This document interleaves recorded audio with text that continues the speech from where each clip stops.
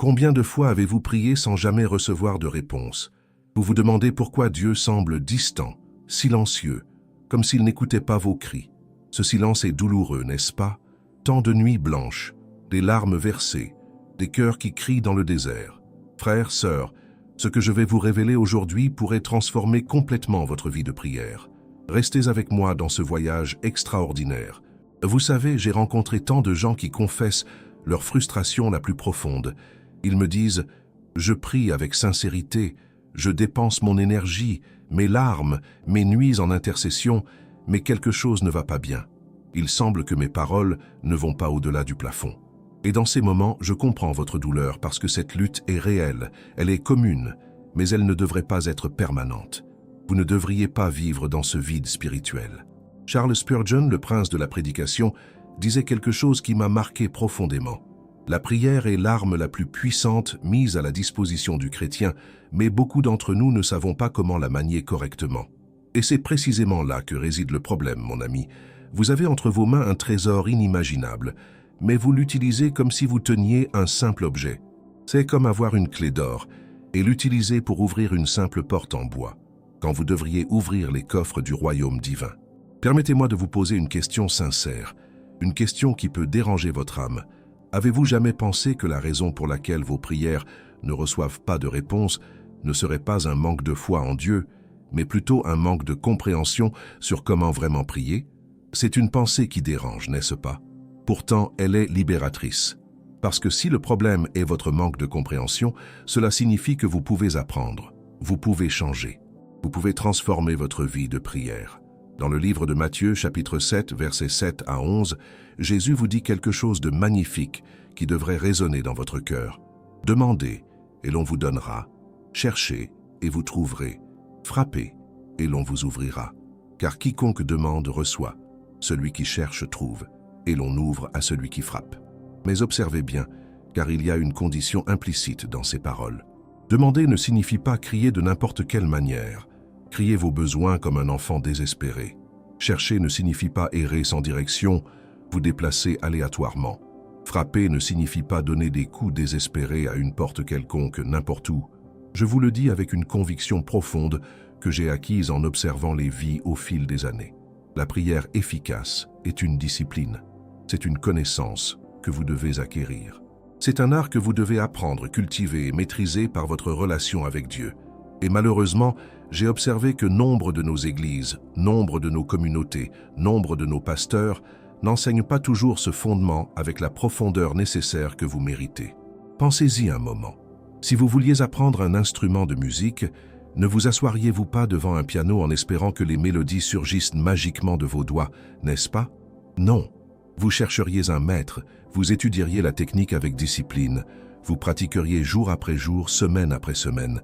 Et pourtant, dans votre vie spirituelle, vous espérez souvent obtenir des résultats extraordinaires avec une compréhension superficielle, presque accidentelle, de la prière. Spurgeon comprenait cela mieux que quiconque à son époque, et ses paroles restent pertinentes aujourd'hui. Il enseignait que la prière était un dialogue vivant avec Dieu, non pas une simple récitation de paroles ou une liste de demandes. C'était une rencontre réelle, une intimité profonde, un partage authentique du cœur. Et voyez bien, c'est exactement ce que vous avez perdu au fil des années. Beaucoup d'entre vous prient comme des perroquets bien entraînés, répétant ce que vous avez entendu, ce que vous avez appris à l'école du dimanche, sans réellement engager votre âme, votre esprit, votre être entier, dans cette conversation sacrée qui devrait être transformatrice. L'apôtre Paul, dans sa lettre aux Philippiens, chapitre 4, verset 6, vous donne une directive absolument claire. Ne vous inquiétez de rien, mais en toutes circonstances, par la prière et la supplication, avec action de grâce, faites connaître vos demandes à Dieu. Observez bien les mots-clés que Paul choisit, faites connaître vos demandes. Cela implique une clarté absolue, une intention bien définie, une connaissance précise de ce que vous demandez et pourquoi vous le demandez. La vérité que vous devez entendre est que certains d'entre vous prient de manière vague, confuse, sans direction réelle. Vous murmurez des paroles que vous avez apprises. Vous espérez secrètement que quelque chose change, mais votre cœur n'est pas vraiment engagé dans cette supplication. Et Dieu, qui connaît les pensées les plus secrètes, qui sonde les profondeurs de votre être, qui voit au-delà de la surface, ne peut pas répondre à une prière qui existe seulement sur vos lèvres, pas dans votre vrai cœur. C'est pourquoi je suis tellement passionné de partager ce message avec vous aujourd'hui. J'ai vu des vies se transformer, parce que les vies changent quand vous comprenez véritablement comment prier. Des familles entières se restaurent. Des maladies apparemment incurables se guérissent. Des esprits tourmentés trouvent une paix profonde. Tout commence par comprendre le vrai fondement de la prière. Et c'est pour cela qu'existe ce e-book spécial, 21 jours pour restaurer votre intimité avec Dieu. Ce livre n'est pas une collection de techniques superficielles ou de formules magiques. C'est un guide profond, pratique, spirituellement ancré, que j'ai conçu pour vous montrer étape par étape comment transformer votre prière, comment vous rapprocher du cœur de Dieu, comment recevoir les réponses que vous attendez depuis si longtemps. Vous le trouverez dans le premier commentaire fixé de cette vidéo. C'est un investissement dans votre transformation spirituelle. Mais avant cela, je vous le demande sincèrement, abonnez-vous à notre chaîne. Nous partageons des messages qui transforment les vies, qui éclairent l'obscurité, qui donnent l'espoir à ceux qui l'ont perdu. Et vous ne voulez pas manquer ce qui s'en vient. Maintenant, continuons ensemble pour découvrir les vérités qui changeront à jamais votre manière de prier. Vous méritez cette transformation. Vous méritez de savoir comment prier d'une manière qui apporte vraiment des changements dans votre vie. Vous méritez d'expérimenter le vrai pouvoir de la prière, ce pouvoir qui a déplacé des montagnes dans la vie des saints qui vous ont précédés. Ce pouvoir reste disponible, il reste accessible et il vous attend. C'est le voyage que vous commencez avec moi en ce moment. C'est une quête de la vérité qui vous établira libre. Parce que oui, Dieu écoute, Dieu répond, mais il le fait à ceux qui savent comment lui parler, à ceux qui viennent avec un cœur préparé, à ceux qui comprennent la dignité et le pouvoir de la véritable prière. Permettez-moi de vous présenter une vérité qui changerait tout pour vous, si seulement vous la saisissiez. La plupart de vos prières échouent, non pas parce que Dieu ne veut pas vous exaucer, mais parce que vous priez avec un cœur divisé. Un cœur divisé entre ce que vous dites à Dieu et ce que vous croyez vraiment. Voyez, il existe une différence abyssale entre faire une demande à Dieu et vraiment croire que Dieu peut l'accorder. Et cette différence, c'est exactement ce que vous devez comprendre. Vous pouvez réciter les plus belles paroles, formuler vos demandes avec une élégance poétique, mais si votre cœur doute, si quelque part en vous une voix murmure, cela ne fonctionnera jamais. Alors votre prière est morte avant même de monter aux cieux. Jacques, dans son épître, chapitre 1er, verset 6, vous parle de cette réalité de manière très claire, qu'il demande avec foi, sans douter, car celui qui doute est semblable au flot de la mer, agité par le vent et poussé çà et là. Comprenez-vous cette image puissante? Un flot de la mer, agité de tous côtés, instable, sans direction, c'est ce que devient votre prière quand le doute la traverse. Mais la question que vous vous posez maintenant est probablement celle-ci.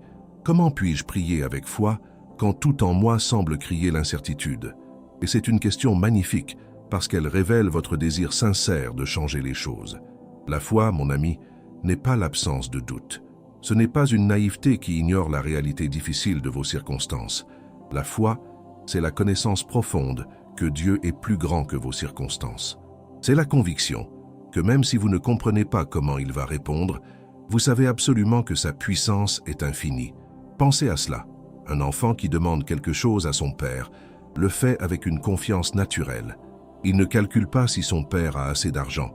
Il ne se demande pas si son père est dans une bonne humeur. Il demande simplement parce qu'il connaît la nature de son père. Il sait que son père l'aime. Et c'est exactement la relation que vous deviez avoir avec votre Père céleste. Mais vous venez à Dieu comme un mendiant tremblant, comme si vous ne saviez pas que vous avez été adopté dans sa famille. Vous priez comme si vous demandiez une faveur à un étranger, pas comme si vous parliez à votre propre Père. Et c'est là que réside une grande partie de votre échec spirituel. Jésus vous l'enseigne magnifiquement dans le discours du Sermon sur la montagne. En Matthieu, chapitre 6, versets 11 et 12, il vous dit d'appeler Dieu notre Père, pas Seigneur distant, pas Juge suprême, mais notre Père. Pouvez-vous sentir la tendresse, l'intimité, la proximité dans ces paroles? Et vous savez, il y a quelque chose qui m'a toujours fasciné dans les Écritures. Chaque fois que quelqu'un s'approche de Dieu avec une véritable connaissance de sa nature, que ce soit Abraham, Moïse, David, ces personnes ne prient pas avec hésitation. Elles prient avec audace, avec assurance, parce qu'elles connaissent le cœur de Dieu, Quand David était en danger, poursuivi par Saül, traqué comme une bête, que fit-il? Il cria à Dieu, et il cria avec la conviction que Dieu l'entendait. Il ne dit pas « peut-être Dieu m'écoutera ». Il dit « Dieu est ma lumière et mon salut ». C'est là que vous devez arriver, frères, sœurs. Vous devez passer de la prière du doute à la prière de la conviction. Et cette transformation commence quand vous vraiment, profondément, changez votre conception de qui est Dieu et quelle est votre relation avec lui. Permettez-moi de vous poser une autre question, une question qui pourrait vous déranger. Combien de vos prières sont réellement basées sur la connaissance de Dieu et combien sont basées sur vos sentiments du moment? Sommes-nous sincères ici? Beaucoup de vos prières changent selon votre humeur. Quand vous vous sentez bien, vous priez avec assurance. Quand vous vous sentez découragé, votre prière devient faible, presque suppliante. Mais une véritable prière de foi ne change pas selon vos émotions. Elle demeure constante parce qu'elle est ancrée dans quelque chose de plus stable que vos sentiments. Elle est ancrée dans la promesse immuable de Dieu. Dans le psaume 42, versets 5 et 6, l'auteur dit quelque chose qui résonne profondément. « Pourquoi t'abattes-tu, mon âme? Pourquoi gémis-tu? Espère en Dieu, car je le louerai encore. Il est mon salut et mon Dieu. » Remarquez, l'auteur parle à son propre cœur. Il se dit à lui-même de se lever, d'espérer, de croire, malgré la circonstance présente. C'est cela, la vraie maturité spirituelle. C'est quand vous apprenez à vous parler à vous-même, quand vous réaffirmez votre confiance en Dieu même, quand tout semble vous crier que c'est impossible. Et quand vous arrivez à ce niveau de foi, votre prière devient puissante. Voyez-vous, il y a un secret que très peu de gens découvrent dans leur vie spirituelle. C'est que vos prières ne changent pas Dieu. Dieu ne change pas. Dieu est le même hier, aujourd'hui et pour toujours. Mais vos prières, quand elles sont vraies et authentiques, elles vous changent, vous. Elles transforment votre cœur, elles alignent votre volonté avec celle de Dieu. Elles vous préparent à recevoir ce que Dieu veut déjà vous donner. Et c'est pour cela que la prière avec foi est si essentielle. Ce n'est pas une technique magique pour manipuler Dieu. C'est un processus profond où vous vous transformez en quelqu'un capable de recevoir les bénédictions que Dieu attend impatiemment de vous donner. C'est un voyage vers l'intimité avec votre Créateur, un voyage qui commence avec cette connaissance simple. Dieu vous aime et Dieu vous écoute. Mais attendez, il y a encore quelque chose d'important, quelque chose que beaucoup oublient, quelque chose qui pourrait être la différence entre une prière qui change votre vie et une prière qui reste sans réponse. C'est un élément souvent caché, souvent ignoré, mais absolument fondamental pour que vos prières obtiennent le succès que vous désirez. Et c'est précisément ce que nous allons explorer ensemble dans la prochaine partie. C'est là que tout bascule. C'est là que vous allez enfin comprendre pourquoi certaines prières sont exaucées et d'autres ne le sont jamais. Restez avec moi, car ce qui s'en vient pourrait vraiment transformer à jamais votre compréhension de la prière. Et je peux vous le dire avec certitude, car j'ai observé dans la vie de centaines de personnes que j'ai rencontrées. Ceux qui comprennent ce secret avancent. Ceux qui l'ignorent restent stagnants, frustrent, demandant sans cesse à Dieu pourquoi il ne daigne pas les écouter. Mais rappelez-vous, Dieu écoute toujours. Le problème n'est pas du côté de Dieu, le problème est du vôtre. Par conséquent, c'est aussi la solution qui se trouve en vous. Pas en Dieu qui doit changer, mais vous qui devez être transformé. Alors, ce secret dont je vous ai parlé, permettez-moi de vous le révéler maintenant. Écoutez bien, car cela changera tout. Le secret, c'est ceci. Avant de prier, vous devez d'abord vous préparer spirituellement. Vous devez nettoyer votre cœur, aligner votre intention et vous présenter devant Dieu non pas comme quelqu'un qui demande une faveur, mais comme quelqu'un qui vient entretenir une relation sacrée. Voyez-vous, beaucoup de gens prient comme s'ils envoyaient un email à Dieu. Ils font une demande rapide, ils ferment les yeux quelques secondes et ils s'en vont. Mais c'est une grave incompréhension de ce qu'est véritablement la prière. La prière n'est pas une transaction commerciale. Ce n'est pas une formule magique où vous énoncez les bons mots et pouf, vous obtenez ce que vous voulez.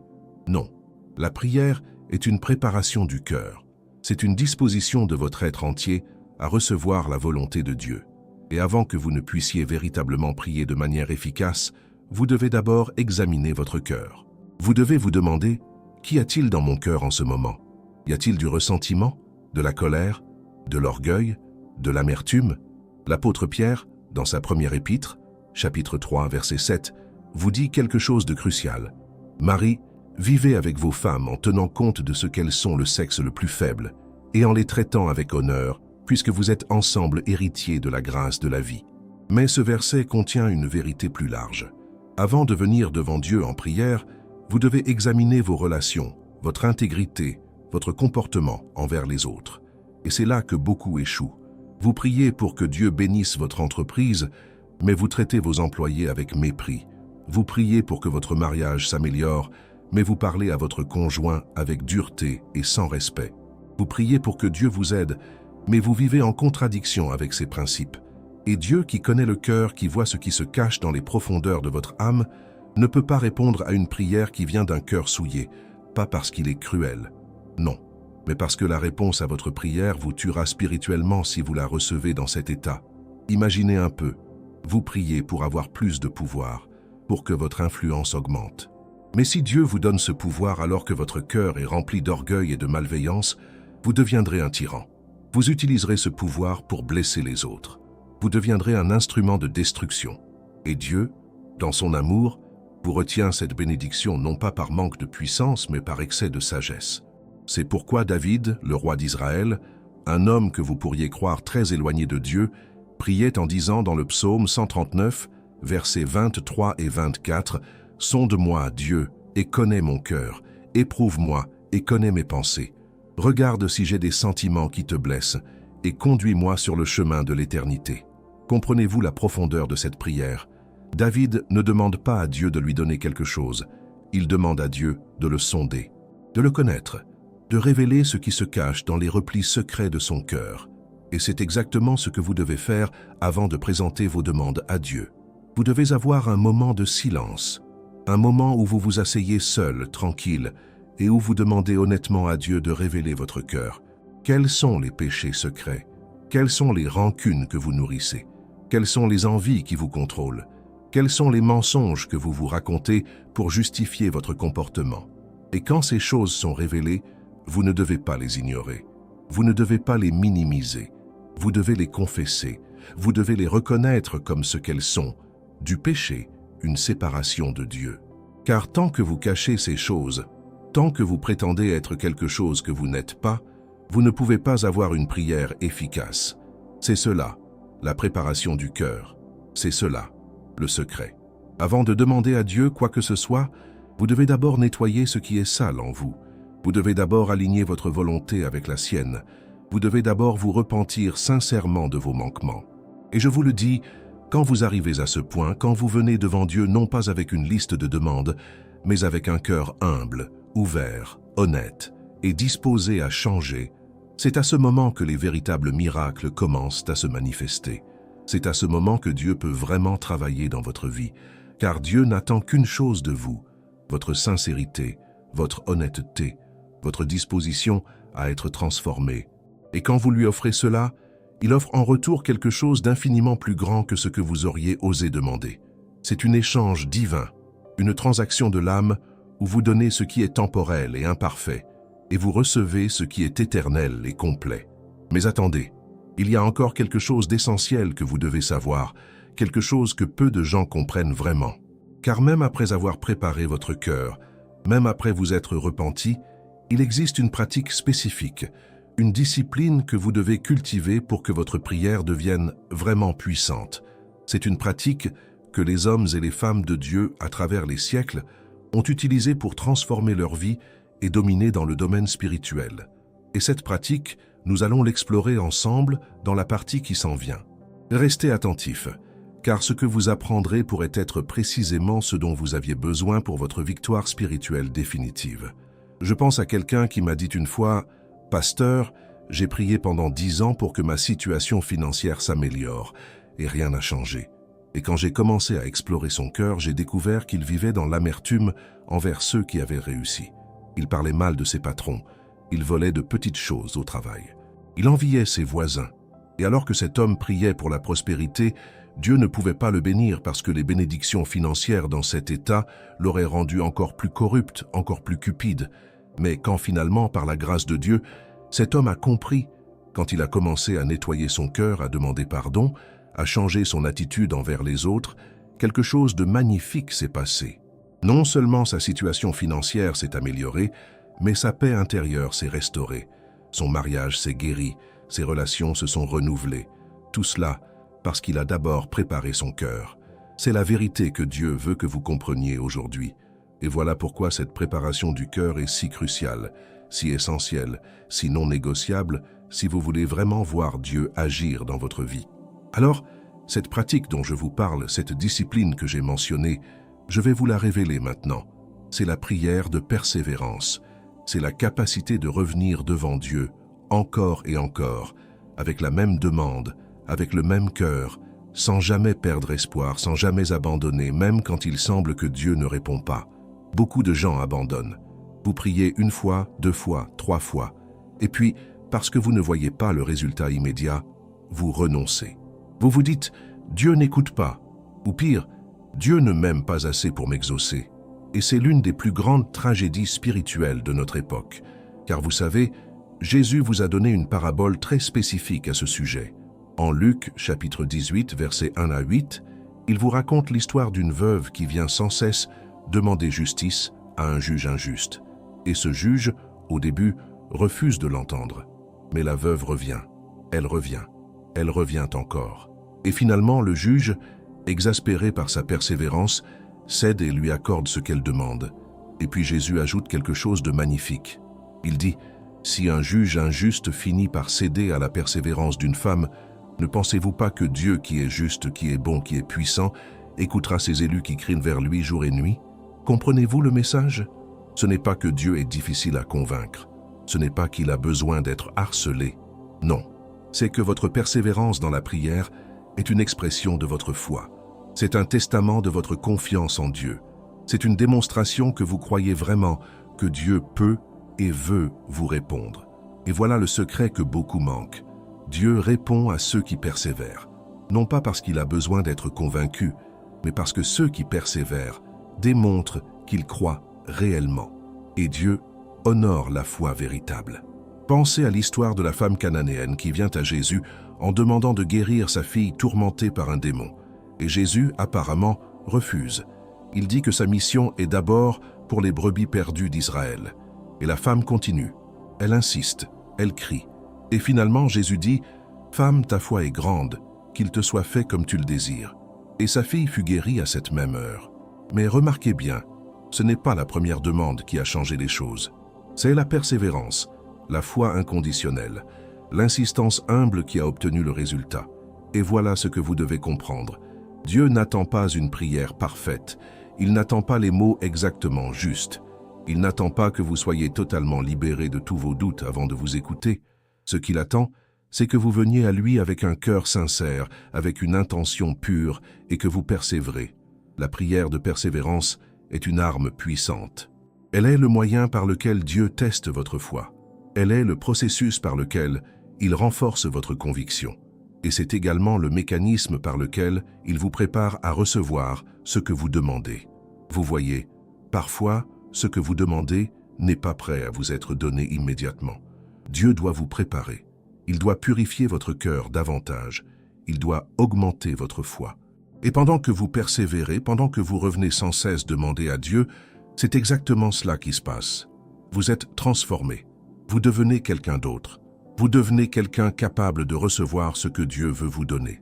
J'ai vu cela des centaines de fois. Une femme prie pour avoir un enfant. Elle prie pendant 3 ans, 4 ans, 5 ans.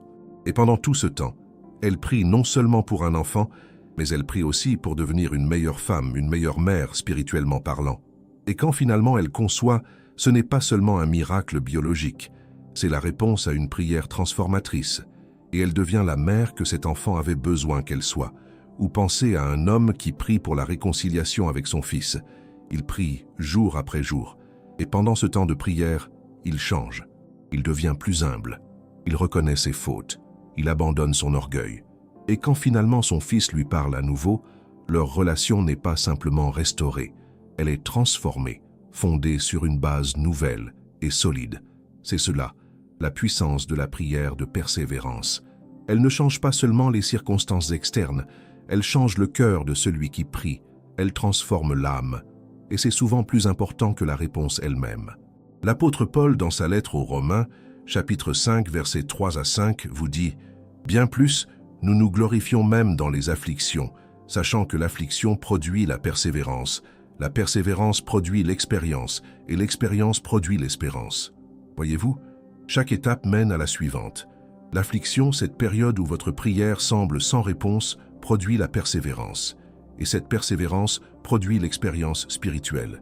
Et cette expérience produit une espérance plus solide, plus pure, plus inébranlable. Et c'est lorsque vous arrivez à cette espérance, à cette confiance absolue que Dieu travaille dans votre vie, que les choses commencent vraiment à changer. Pas avant, pas quand vous priez une seule fois, mais quand vous persévérez jusqu'à ce que votre être entier soit rempli de confiance en Dieu. Voilà la pratique. Voilà la discipline. Voilà le secret que les véritables hommes et femmes de Dieu connaissent et utilisent. Vous priez encore, vous priez toujours, pas avec désespération, pas avec impatience, mais avec une confiance tranquille, une assurance paisible, sachant qu'à chaque prière, Dieu vous rapproche de la réponse. Et je vous le demande maintenant, êtes-vous disposé à entrer dans cette discipline? Êtes-vous prêt à persévérer dans la prière, non pas pendant jours ou semaines, mais pendant aussi longtemps qu'il faudra? Êtes-vous capable de croire que Dieu travaille dans les coulisses, même quand vous ne voyez aucune preuve extérieure? Parce que c'est là que commence la vraie prière, c'est là que commence la véritable intimité avec Dieu, c'est là que commence le vrai changement.